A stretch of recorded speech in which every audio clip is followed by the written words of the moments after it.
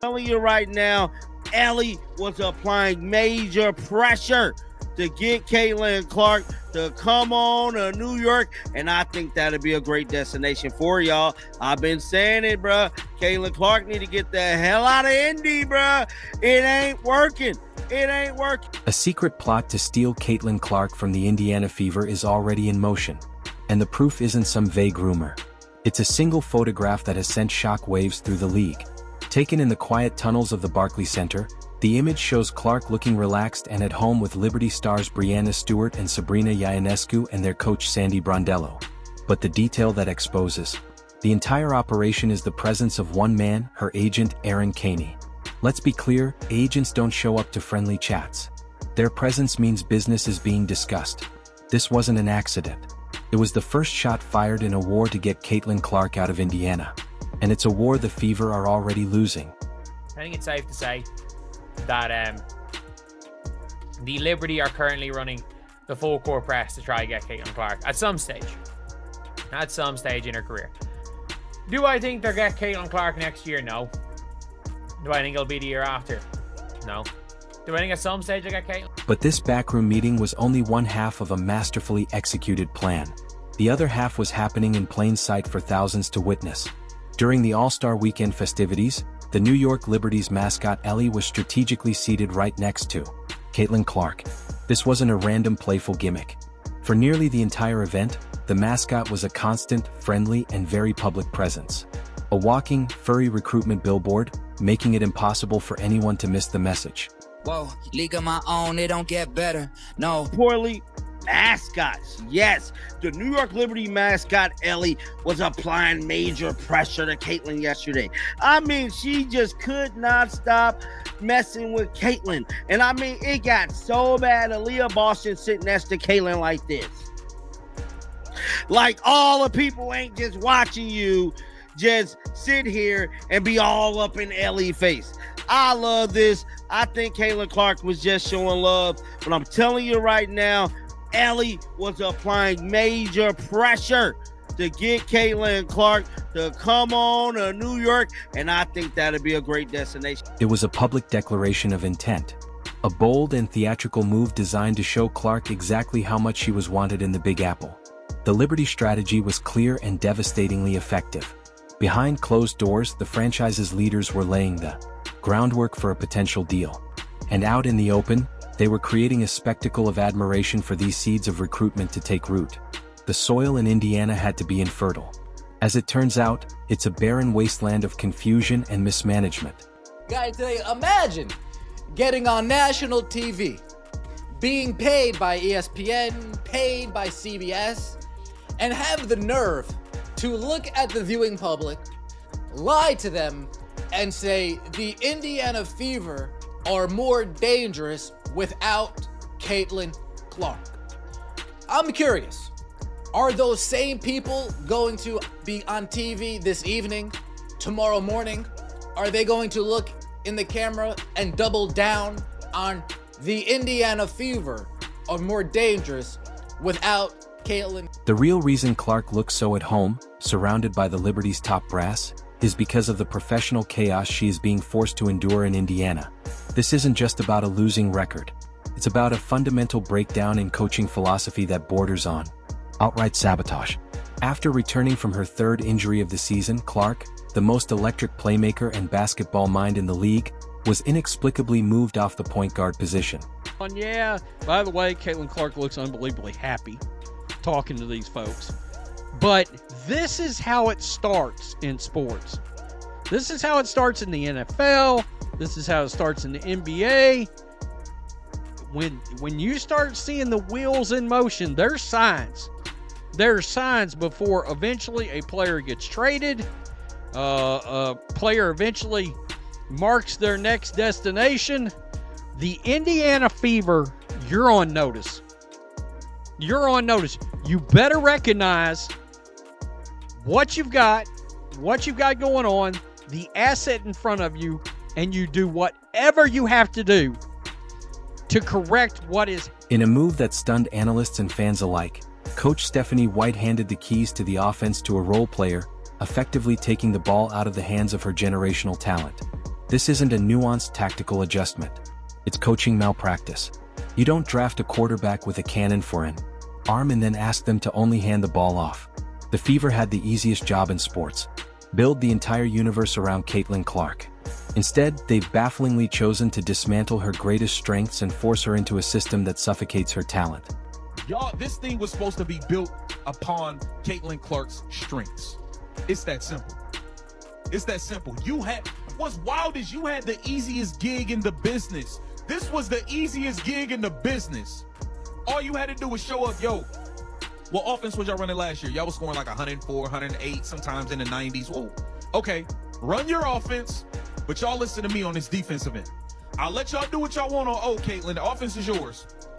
I'm going to handle this defensive side of the ball. We're going to get better over here. You had the easiest gig in the business. You went and blew it. You went and just made the job 10 times harder. If you think this is just an overblown opinion, the cold hard numbers tell an even more disturbing story.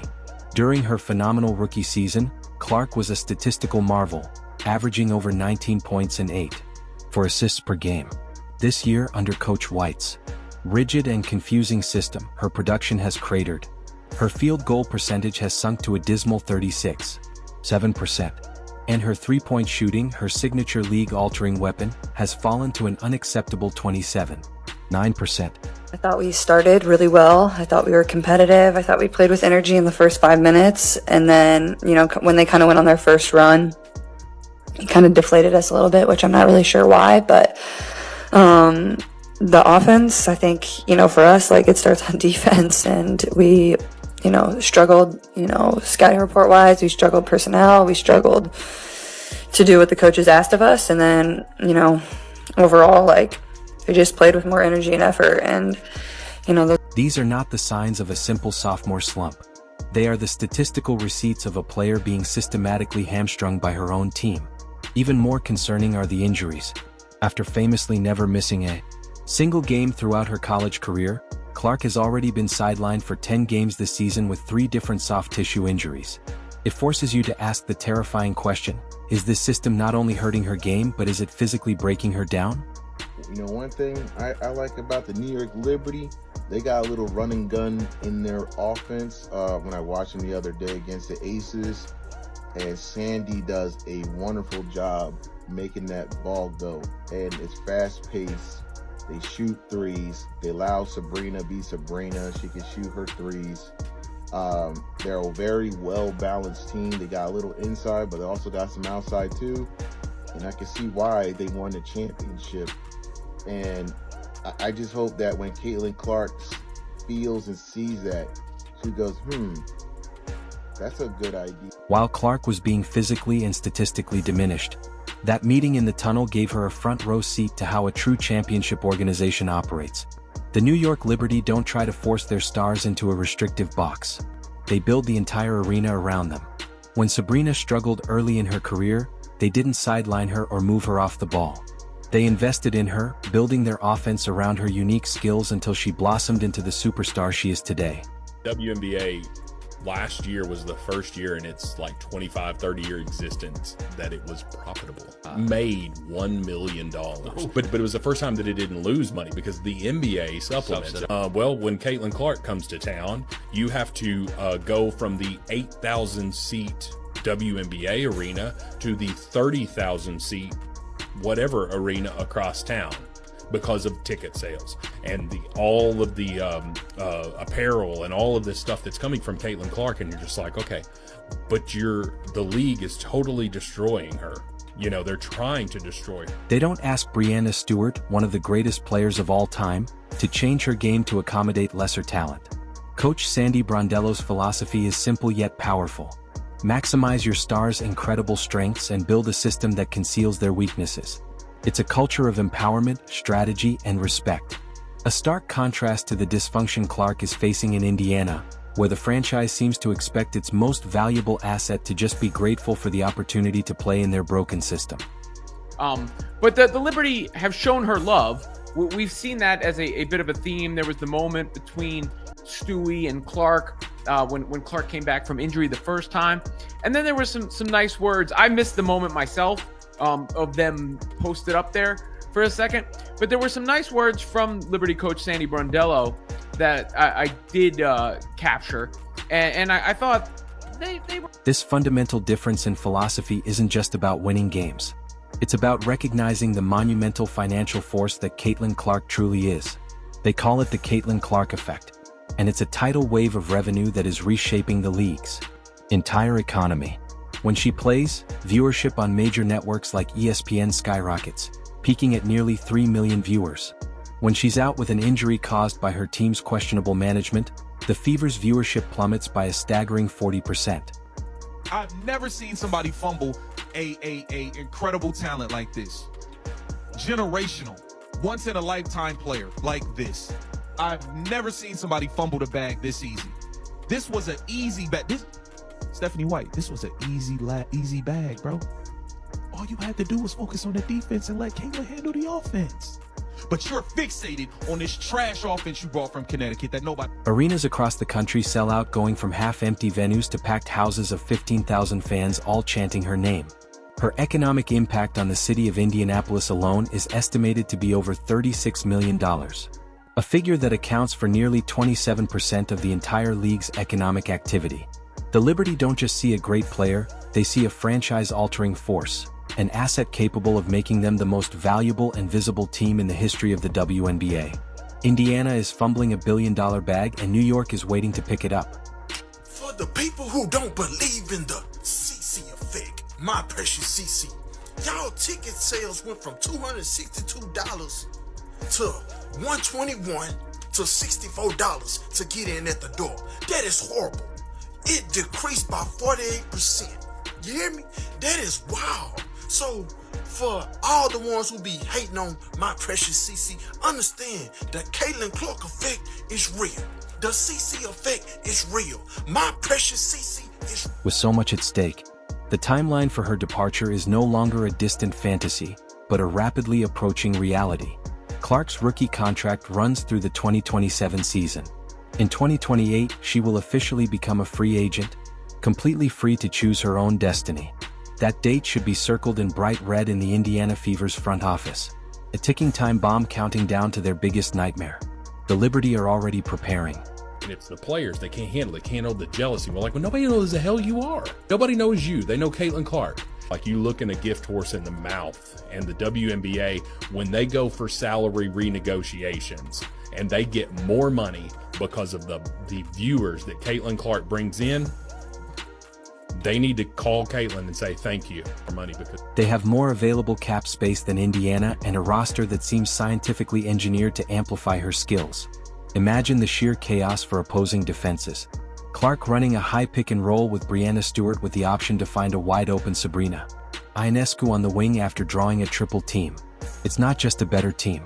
It's a perfect basketball ecosystem designed to unlock a level of greatness from her that we haven't even seen yet. But the Liberty aren't just offering a better team. They're offering an empire. The move to New York transcends basketball and enters the realm of global branding.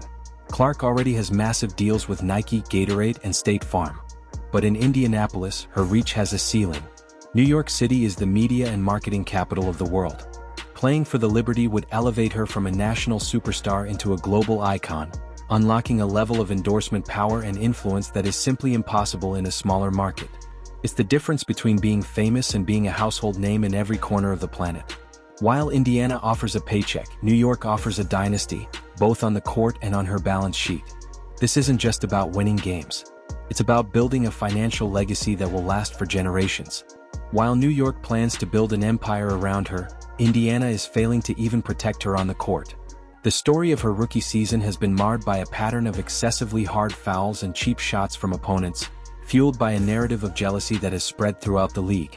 Instead of rallying around their star and protecting her, the Fever have often appeared passive, leaving Clark to fend for herself against blatant aggression. This isn't just bad team chemistry. It's a catastrophic failure to protect your most valuable asset. A veteran-led championship-minded team like the Liberty would never allow their franchise player to be physically targeted without immediate and forceful retaliation. The lack of protection in Indiana sends a clear message. She's on her own and in a league this physical. That's a dangerous and isolating position for any player to be in. But perhaps the most damaging factor of all isn't the coaching, the stats, or the hard fouls. It's the silent, grinding psychological toll that a culture of losing takes on a born winner. Caitlin Clark spent her college career at Iowa dragging her team to national championship games through sheer force of will. She is a ferocious competitor who expects to win every single time she steps on the court. Now she's trapped in a system that seems content with mediocrity, where her visible frustration is often misinterpreted instead of understood. Watching her on the court, you can see the spirit of a champion fighting against the weight of a dysfunctional organization. The move to New York would be more than a change of scenery. It would be a lifeline. It would place her back in an environment that matches her own relentless drive for greatness. A place where winning isn't a surprise but the standard. Ultimately, this story isn't just about a bigger market or a better roster. This is about respect. The secret meeting in the tunnel, the agent's calculated presence, the public recruitment, and the toxic environment in Indiana all point to one undeniable and powerful truth. The New York Liberty understand what they would be getting, and the Indiana Fever clearly, painfully do not. They are squandering the prime years of a player who is single-handedly elevating their franchise in the entire league. The writing is on the wall. The queen of the court does not need to be a pawn in a failing team's confused experiments. In 2028, she will have the power to make a choice. And after seeing her talent suffocated and her value disrespected, she will be drawn to an organization that has already demonstrated it knows how to treat a legend. For Caitlin Clark, joining the Liberty won't just be a career move. It will be an escape to a place that will finally recognize, value, and build a dynasty around her greatness.